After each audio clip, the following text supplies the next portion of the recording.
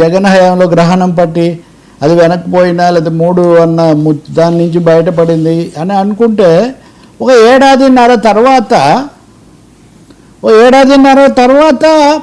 ఏ JAC అయితే ఒకటి కాదు, ఈరోజు అన్ని పేపర్లలో capital region farmers unhappy over unresolved issues unkept promises. This is Times of India.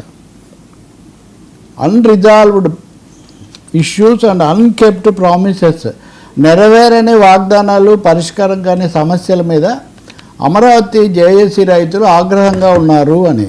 దీని గురించి మనం అప్పుడు కూడా మాట్లాడాం. వాళ్ళు అసంతృప్తి వెలిబుచ్చారు.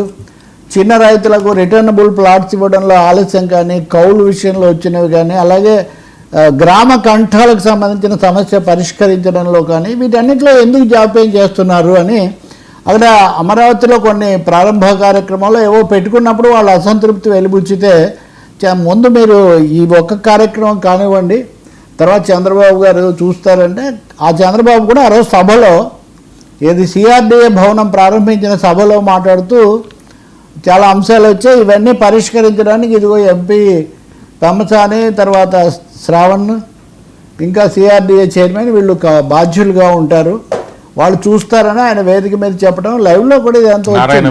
నారాయణ మంత్రి, నారాయణ మున్సిపల్ మంత్రి అని ఆయన చెప్పారు.